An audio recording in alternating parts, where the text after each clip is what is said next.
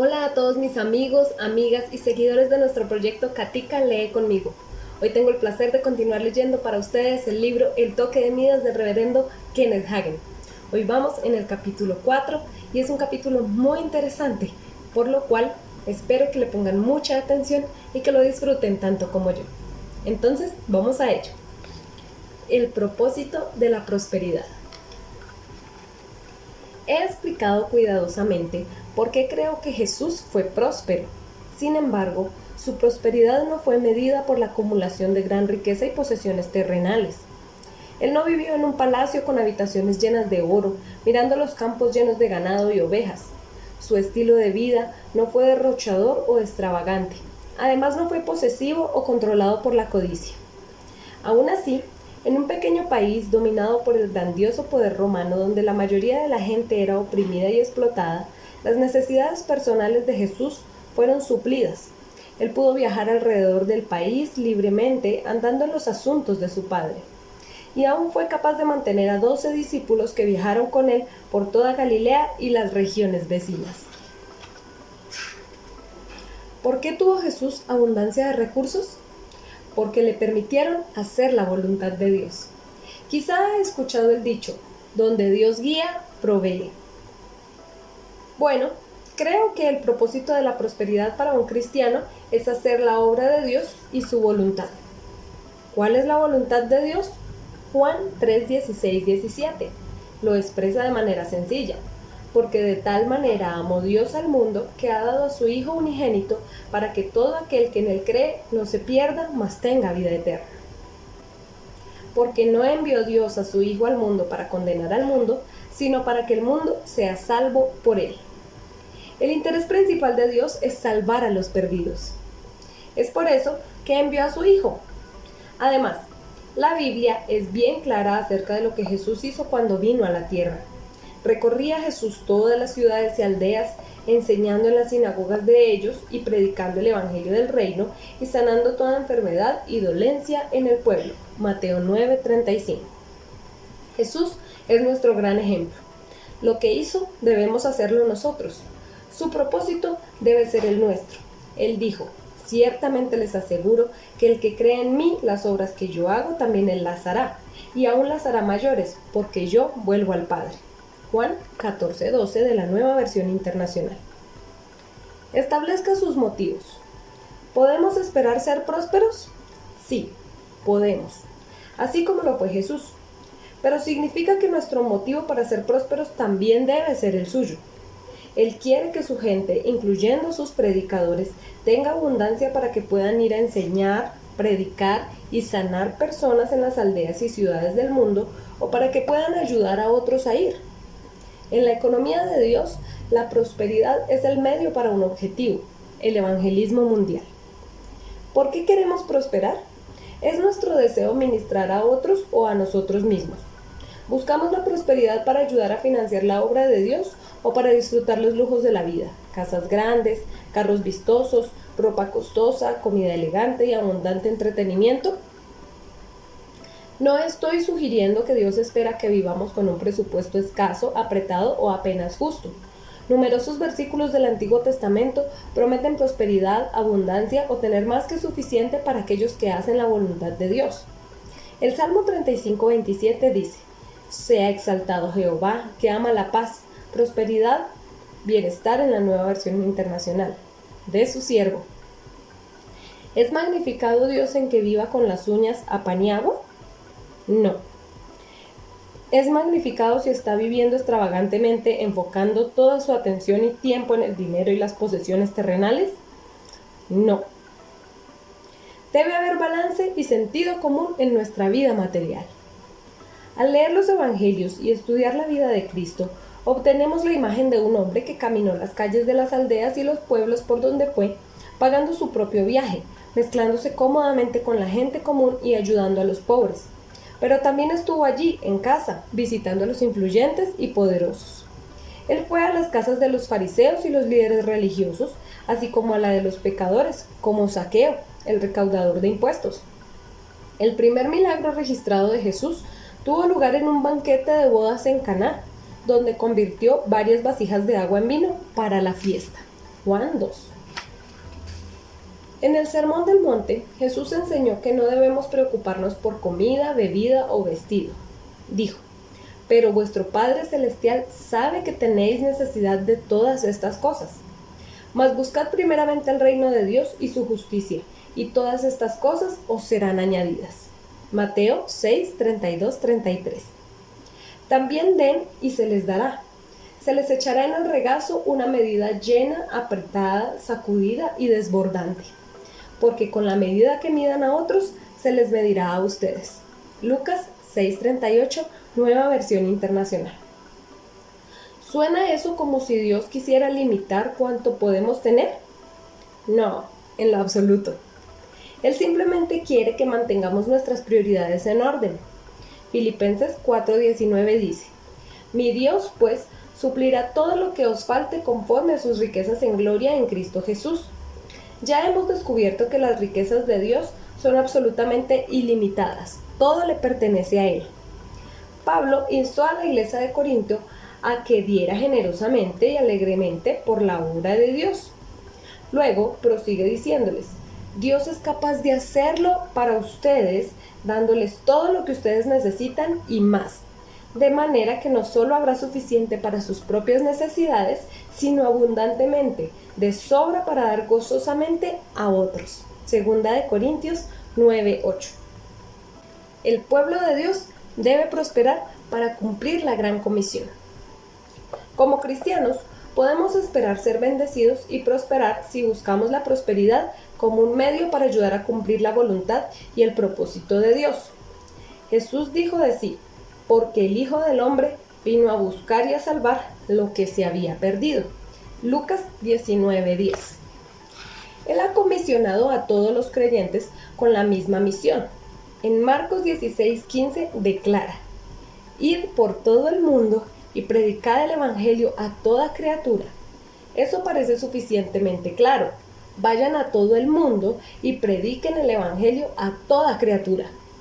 Hoy, con más de 6 billones de personas en el mundo, tenemos un trabajo tremendamente grande por hacer.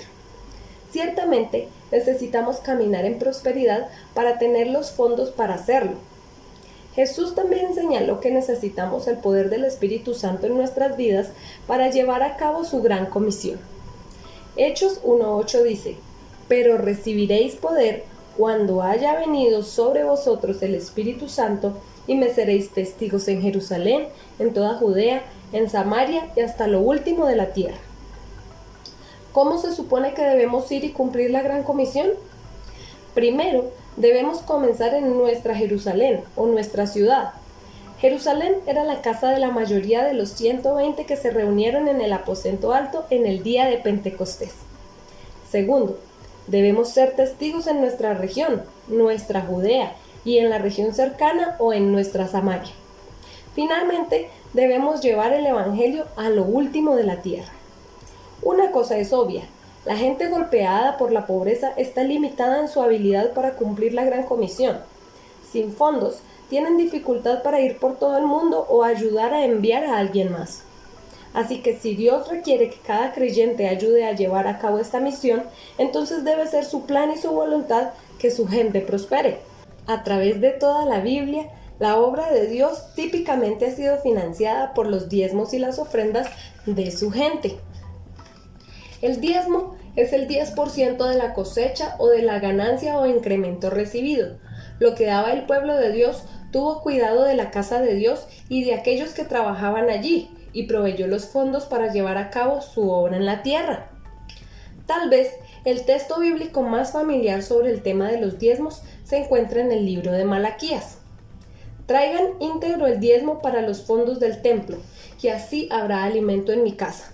Pruébenme en esto, dice el Señor Todopoderoso, y vean si no abro las compuertas del cielo y derramo sobre ustedes bendición hasta que sobreabunde. Exterminaré a la langosta para que no arruine sus cultivos, y las vides en los campos no pierdan su fruto, dice el Señor Todopoderoso. Entonces todas las naciones los llamarán a ustedes dichosos, porque ustedes tendrán una nación encantadora, dice el Señor Todopoderoso. Malaquías 3:10-12 de la Nueva Versión Internacional. Vemos a través de este pasaje que diezmar está ligado a la prosperidad. La palabra de Dios dice que si diezmamos de nuestro ingreso al Señor, Él derramará bendiciones sin medida. Note que Dios dijo que Él bendecirá al diezmador de dos maneras: en abundancia de incremento y protegiendo sus pertenencias de ser dañadas. Malaquías 3:11 dice: reprenderé también por vosotros al devorador. El diezmo, el plan de Dios para financiar la iglesia y sus planes de evangelismo. ¿Por qué experimentamos tanta bendición cuando pagamos el 10% de nuestro ingreso a Dios? Ciertamente, no es porque Él necesite dinero o cualquier otra cosa que pudiéramos ofrecerle. No, el diezmo es una manera poderosa de conectarnos con lo que Dios está haciendo en este mundo. El diezmo combinado de una congregación provee los fondos para mantener los planes de evangelismo de la iglesia, llevando a las personas a ser salvas, edificando el cuerpo de Cristo, ministrando a los pobres, apoyando misioneros, quizás patrocinando el evangelio en radio o televisión y ayudando a proveer para el mantenimiento del pastor y el equipo ministerial. Como un principio general, creo que la gente debe diezmar en su iglesia local. Siempre he creído y enseñado que la iglesia local es el medio primordial que Dios usa. Siempre he creído y enseñado que la iglesia local es el medio primordial que Dios usa para bendecir a la gente en la tierra. La iglesia local es donde se tiene cuidado de los santos y esta debe ser la base para todos los otros programas evangelísticos. Otros varios ministerios pueden y deben ser apoyados por ofrendas y otras formas de apoyo financiero que vienen de individuos e iglesias, pero en la mayoría de las situaciones el diezmo debe ir a la iglesia local. El propósito de pagar nuestros diezmos y ofrendar es poder tener una parte en el plan de Dios, darnos cuenta de que podemos ser socios con Dios en llevar a cabo su voluntad. Darnos cuenta de que podemos ser socios con Dios en llevar a cabo su voluntad trae gran realización y satisfacción mental, emocional y espiritual. También abre las ventanas de los cielos para un derramamiento de bendiciones materiales. Una de las enseñanzas más interesantes acerca del diezmo que he encontrado viene de un libro titulado El camino a la riqueza, publicado en 1888 por Liscon. Él dijo lo siguiente: es un hecho singular que todas las bendiciones que recibimos, materiales o espirituales, vienen de los cielos.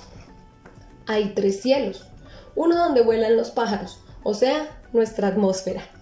Otro donde está el sol, la luna y las estrellas, y el otro donde habita Dios. Todas nuestras bendiciones materiales, toda nuestra prosperidad nacional o individual, toda la riqueza material, en una palabra, todas nuestras riquezas vienen de la tierra y los cielos. Así como los campos de la tierra dependen enteramente del aire, el rocío, la lluvia y los rayos solares de los cielos, podemos decir prácticamente que todas nuestras bendiciones materiales vienen del cielo. Ahora, Dios se prometió abrir las ventanas de los cielos y derramar sobre nosotros las bendiciones divinas, bendiciones sobreabundantes, apiladas, apretadas, remecidas y rebosando, que no habrá suficiente espacio para recibirlas. Aquí está la promesa directa de Dios para las bendiciones materiales. Y soy lo suficientemente sencillo para creerlo e intento cumplir con las condiciones y me arriesgo a las consecuencias. Es una cosa muy fácil para Dios otorgar o retener la prosperidad material. En el cielo hay suficiente riqueza almacenada para hacer rico a todo hombre viviente, y mi Dios, de quien tengo su promesa, puede abrir en cualquier momento una pequeña ventana y dejar caer sobre mí una suave lluvia de sus bendiciones, lo cual proveería para mí y los míos mientras necesitemos bienes materiales. Confía en Jehová y haz el bien, y habitarás en la tierra, y ciertamente serás alimentado. El que riega, él mismo será regado. Honra a Jehová con tus bienes y con las primicias de todos tus frutos, y serán llenos tus graneros con abundancia, y tus lagares rebosarán de mosto. Estas son ricas y preciosas promesas, y se cumplirán solo cuando cumplamos con las condiciones y paguemos nuestro diezmo a Dios. Mucho de nuestra predicación, de nuestra forma de pensar y aún de nuestras devociones evapora o espiritualizan las promesas de Dios. Nuestra incredulidad natural tiende a dejar por fuera su cumplimiento para cuando lleguemos al cielo o para algún tiempo en el futuro. La incredulidad odia las promesas literales o en tiempo presente. Pero estas promesas son literales y materiales, son para aquí y ahora. Son para ser disfrutadas en la tierra, nos retan a un contrato o convenio con Dios.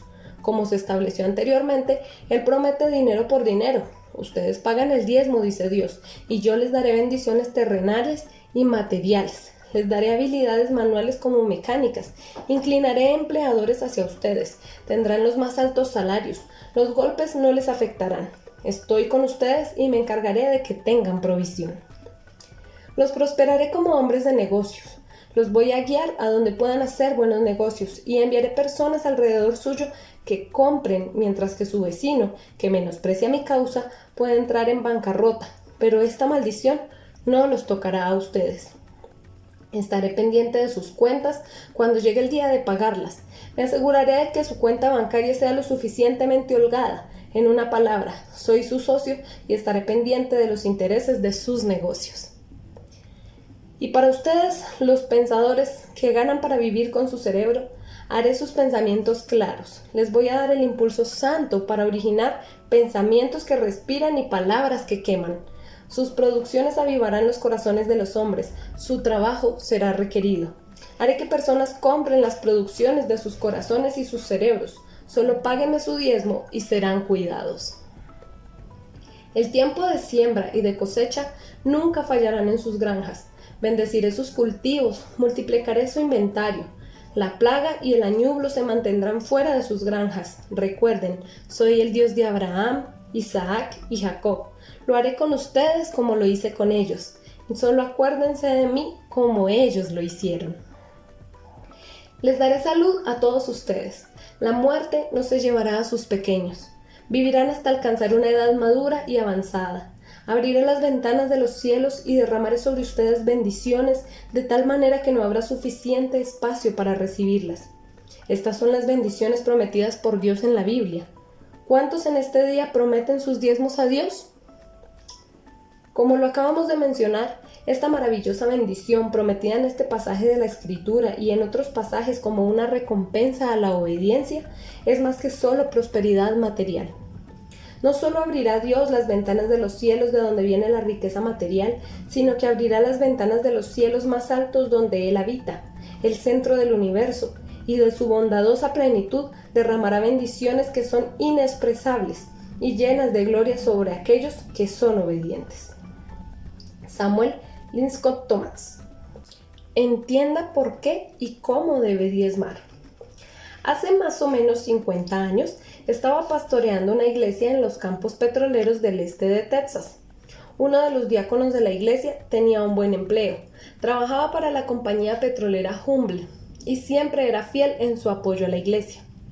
Un día me dijo: hermano Hagin, ¿me puede explicar algo?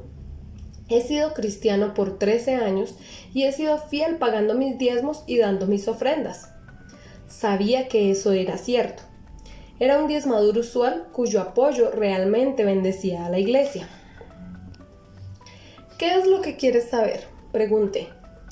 Bien, no sé por qué lo estoy haciendo, decía. Nunca he escuchado una enseñanza o predicación alguna acerca del diezmo.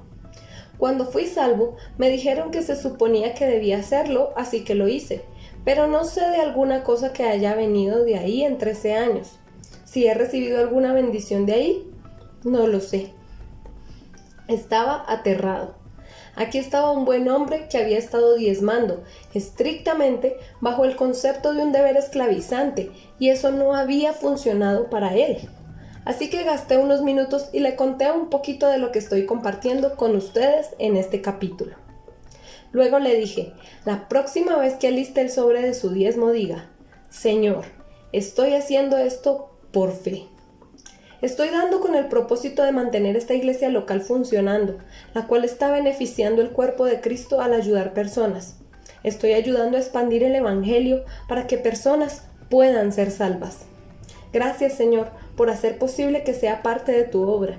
Estoy dando en fe y a la expectativa de ser bendecido de acuerdo con tu palabra. Voy a intentar eso, seguro, dijo. y lo hizo. Aproximadamente 30 días más tarde, vino de regreso a mí con una gran sonrisa de satisfacción en su cara. He estado haciendo lo que dijo hermano Hagin.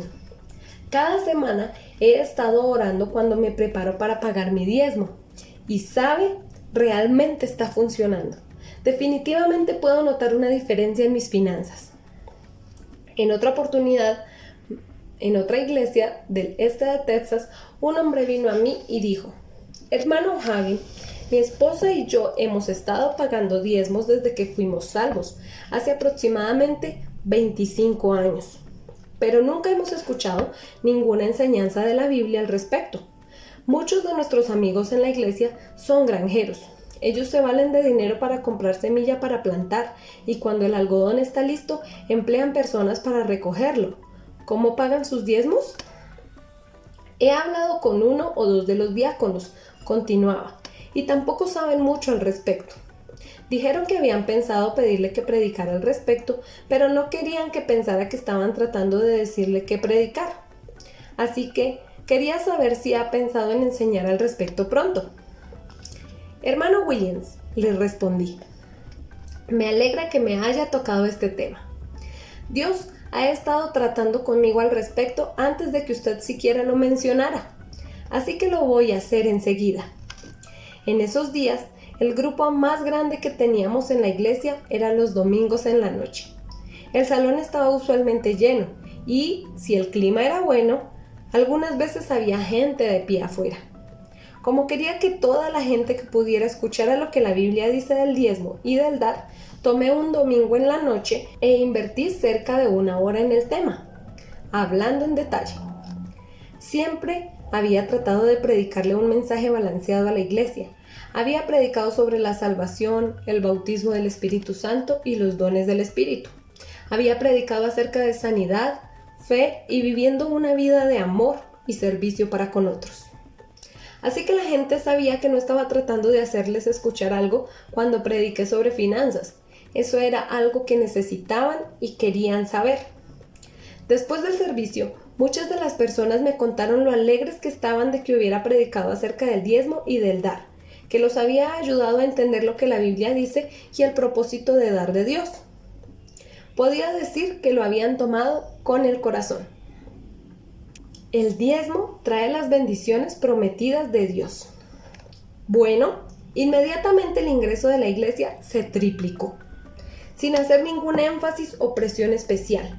Hubo una respuesta generosa cuando se pasaban las canastas para la ofrenda. Aún los pecadores empezaron a pagar sus diezmos. Había 2 mujeres en la iglesia que estaban casadas con hombres que no eran salvos.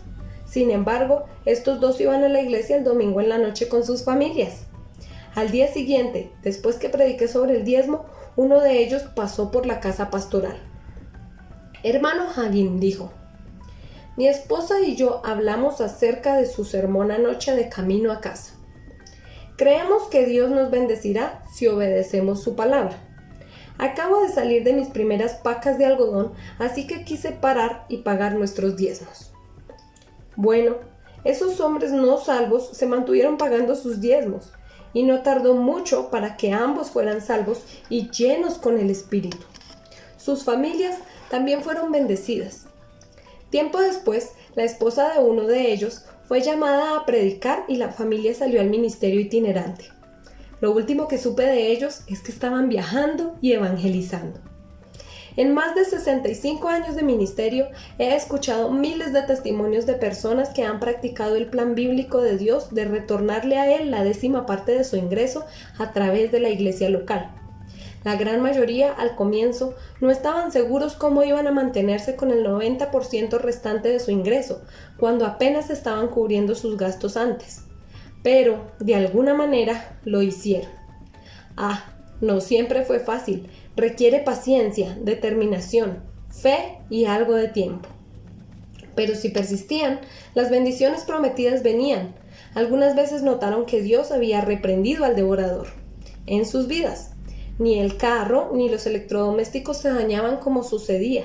Los niños no se enfermaban tanto, resultando en menos cuentas médicas. Si trabajaban en construcción o como granjeros, el mal tiempo no los mantenía fuera del trabajo. Además, muchas veces llegaba un ingreso extra de fuentes totalmente inesperadas. Quizás recibían un aumento, algunas horas extras o hasta un bono. Otros informaron que habían recibido el pago de un seguro, que habían recuperado el pago de una vieja deuda o que habían recibido una herencia. El punto es que cuando pagaron sus diezmos, tuvieron más finanzas y les fue mejor. Y mucha gente fue bendecida espiritualmente con un caminar más cercano a Dios, físicamente con mejor salud, mental y emocionalmente con una sensación de gozo y bienestar. La Biblia dice: la bendición de Jehová es la que enriquece y no trae tristeza con ella. Proverbios 10:22. ¿Diezmar o no diezmar? De tiempo en tiempo, a través de los años, la gente me ha preguntado si la práctica del diezmo es aún válida para la iglesia de hoy. Dicen, el Nuevo Testamento dice realmente poco acerca de esto. ¿Deben los pastores y otros ministros predicar y animar acerca del diezmo con tan poca información neotestamentaria sobre el tema? ¿Deben estar los cristianos atados por la ley del Antiguo Testamento? Es cierto que en el Nuevo Testamento se hace poca mención del diezmo. Dos de los evangelios, Mateo y Lucas, reportan el único incidente registrado donde Jesús dice algo acerca de esto. Pero en este ejemplo, Jesús afirma claramente su creencia en la práctica de diezmar. Ay de ustedes, fariseos, y ustedes, los otros líderes religiosos, hipócritas. Porque ustedes diezman hasta la última hoja de menta de su jardín, pero ignoran las cosas importantes, la justicia, la misericordia y la fe. Sí, ustedes deben diezmar, pero no deberían dejar de hacer las cosas más importantes. Mateo 23:23. Jesús encaró a los líderes religiosos hipócritas de su época que ignoraban partes vitales de la ley, como la justicia, la misericordia y la fe, mientras pagaban meticulosamente los diezmos que debían hasta de la última hoja de su jardín. Él estaba diciendo que dar dinero no reemplaza el vivir correctamente. Dios no está tan interesado en el dinero de una persona como si lo está de su corazón, pero Jesús dijo que las personas deben diezmar. A pesar de que la mayoría de las referencias bíblicas del diezmo pertenecen al Antiguo Testamento, el hecho es que no fue introducido bajo la ley, simplemente fue regulado bajo la ley. El diezmar se originó como un acto de fe, y la fe trasciende los dos, el Antiguo y el Nuevo Testamento. Y es por fe como debemos diezmar hoy, no como un acto de legalismo, más bien como un acto de fe. Génesis 14 nos dice cómo Abraham pagó los diezmos a Melquisedec, rey de Salem y sacerdote del Dios Altísimo, 400 años antes del tiempo de Moisés y de la ley. Obviamente no pagó los diezmos por un requisito legal, porque vivió antes de la ley. Isaac y Jacob también vivieron antes de la ley y pagaron diezmos. Génesis 18, 19 al 20 y 28, 22. Por fe, Abraham pagó los diezmos a Melquisedec, el sacerdote del Dios Altísimo, que era un tipo de Cristo. Vemos esto en el libro de Hebreos, el cual también nos dice que Jesús ha llegado a ser el que garantiza un pacto superior. Capítulo 7, versículo 22 de la Nueva Versión Internacional. Gálatas 3 hace algunas afirmaciones crucialmente importantes. Y que por la ley ninguno se justifica para con Dios, es evidente, porque el justo por la fe vivirá. Y la ley no es de fe, sino que dice, el que hiciere estas cosas vivirá por ellas. Cristo nos redimió de la maldición de la ley. Hecho por nosotros maldición, porque está escrito, maldito todo el que es colgado en un madero. Para que en Cristo Jesús la bendición de Abraham alcanzase a los gentiles, a fin de que por la fe recibiésemos la promesa del Espíritu. Gálatas 3, 11 al 14. Así que, ¿debemos pagar los diezmos hoy? Absolutamente. Pero los pagamos como Abraham los pagó, no por la ley, sino por la fe. Y además de eso, si el pueblo de Dios pagó el 10% antes de la ley y el 10% bajo la ley, ¿Deberíamos, quienes vivimos bajo la gracia, hacer algo inferior cuando tenemos un mejor pacto? Abraham pagó los diezmos a Melquisedec, el sacerdote del Dios Altísimo, que era un tipo de Cristo, y recibió la bendición, la cual era triple: espiritual, física y material, o financiera. Por cuanto fuimos redimidos de la maldición de la ley por el sacrificio de Cristo, hemos recibido la bendición de Abraham, espiritualmente, físicamente y financieramente. Entonces, por fe, seguimos el ejemplo de Abraham al pagar los diezmos. Pagamos nuestros diezmos a Cristo. La Biblia dice en Efesios que cuando Dios levantó a Jesús de entre los muertos, lo dio por cabeza sobre todas las cosas a la iglesia, la cual es su cuerpo. Efesios 1, 22, 23. De manera que cuando pagamos los diezmos a Cristo, la cabeza, fluyen a su cuerpo, la iglesia. ¿Puede verlo? A través de la iglesia tenemos el gran privilegio de dar a Jesús para hacer su voluntad y su obra. Creo que si cada cristiano fuera fiel en diezmar y ofrendar, habría más que suficientes fondos para que la iglesia llevara a cabo su misión en el mundo. Estudios han encontrado increíblemente que pocos americanos nacidos de nuevo diezman regularmente y un sorprendente gran número no dan nada. Imagínese lo que podríamos lograr si todos los cristianos fueran fieles en sus diezmos y ofrendas. Más dinero resulta en más ministerio. Hace años fui parte de una asociación llamada La Voz de Sanidad, la cual fue fundada por Gordon Lindsay, un gran hombre de Dios y un maravilloso escritor. La organización se conoce ahora como Cristo para las Naciones. Lindsay escribió lo siguiente en 1961, y esto es aún extremadamente apropiado. El principal obstáculo para la evangelización mundial no ha sido la necesidad de misioneros devotos, tampoco ha sido la falta de nacionales entrenados, lo cual fue un problema serio por muchos años. La hora ha llegado cuando tenemos un ansioso ejército de soldados del Evangelio listos para salir en fe y predicar el Evangelio apostólico, y lo están haciendo. Tampoco hay escasez de personas respondiendo al mensaje. Cualquier misionero le dirá que casi en cada lugar que se ha intentado un esfuerzo evangelístico, cientos y en muchos casos aún miles responderán. ¿Dónde está entonces la escasez?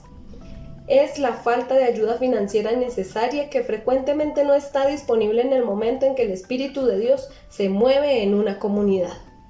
¿Cuánto más podría estar haciendo su iglesia para ministrar en su ciudad, en su comunidad, en su nación y alrededor del mundo si hubiera más fondos disponibles? Suponga que el ingreso de su iglesia se cuadruplicara de repente. ¿Podría tener un mayor impacto en alcanzar más almas, ministrar a más santos, ayudar a más personas pobres o financiar más misioneros? ¿Cuántos proyectos han permanecido en la fase de sueños o planeación porque el dinero para hacerlos una realidad nunca estuvo disponible? Miremos otra sección del libro de Linscott, El Camino a la Riqueza, de 1988.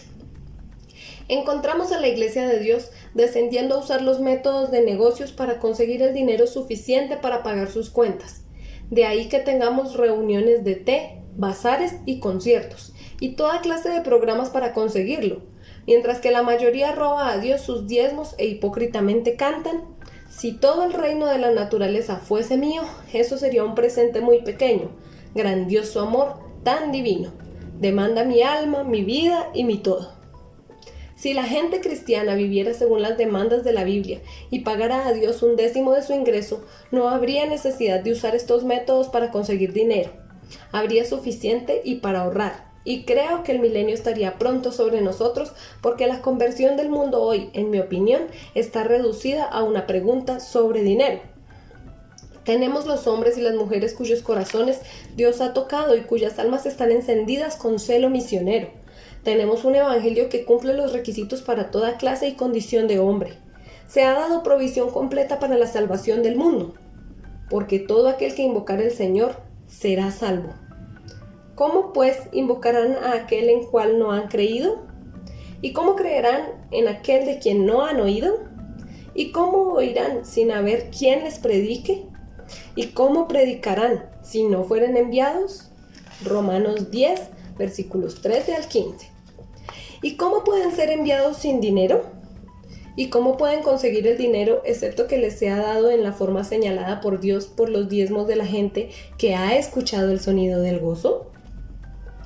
Esos son los pensamientos retadores y creo que son tan oportunos y apropiados hoy como lo fueron hace más de 100 años cuando fueron publicados por primera vez.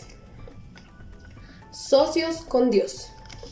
Al diezmar a través de nuestra iglesia local y dar ofrendas a otros ministerios dignos, podemos ser parte de lo que Dios está haciendo en el mundo hoy. Nuestro motivo y propósito para dar debería ser puro y desinteresado. Primero, nosotros deberíamos hacerlo porque amamos a Dios. El dar es una expresión natural del amor.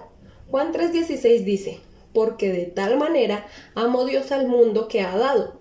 Y deberíamos hacer lo mismo, deberíamos dar a Dios porque le amamos. Segundo, nosotros deberíamos dar a Dios en obediencia a su palabra. La Biblia nos enseña a dar para el Señor y a apoyar su obra. Además de los pasajes que ya hemos examinado, hay muchas otras que son inequívocas en su instrucción acerca del dar. Tercero, deberíamos dar como un medio para ayudar a llevar a cabo la gran comisión de Cristo y apoyar el trabajo de aquellos que están yendo a todo el mundo con el Evangelio. Cuarto, deberíamos dar porque queremos ver gente bendecida. Nuestros diezmos y ofrendas ayudan a apoyar los programas evangelísticos de la iglesia local y los de otras organizaciones que ministran a los pobres, evangelizan a los perdidos y no alcanzados y desarrollan a los santos equipándolos para el servicio cristiano. Quinto, y finalmente, deberíamos dar con expectativa, creyendo que Dios honra las promesas en su palabra de bendecirnos y prosperarnos. Observe que he mencionado 5 razones para dar y creo que el orden de esta lista refleja prioridades que son muy importantes. Me parece que muchos predicadores están enfatizando demasiado la número 5 y la han presentado como la mayor razón por la que la gente debe dar. Sin embargo, el dar es una forma fidedigna y probada de plantar semillas para una cosecha que, además, resultará en que nuestras necesidades sean suplidas. La ley de sembrar y cosechar aplica en el área de las finanzas personales. La Biblia es veraz cuando dice, dad y se os dará. Medida buena, apretada, remecida y rebosando, darán los hombres en vuestro regazo. Lucas 6:38. Todas estas son razones buenas y válidas para dar. Y creo que estas guiarán a la verdadera prosperidad, espíritu, alma y cuerpo. Muchas gracias a todos por continuar aquí siguiendo la lectura de nuestro libro El toque de Midas del reverendo Kenneth Hagin. Nos vemos próximamente para leer el capítulo 5. No te lo pierdas, se trata de ¿si deben prosperar los predicadores? Me gusta mucho y es un honor para mí leer para todos ustedes. Espero que estén comentando, compartiendo y dando me gusta y siguiéndome para poder continuar con más lecturas de libros que nos edifiquen. Este año 2021 es de mucha bendición. ¡Saludos!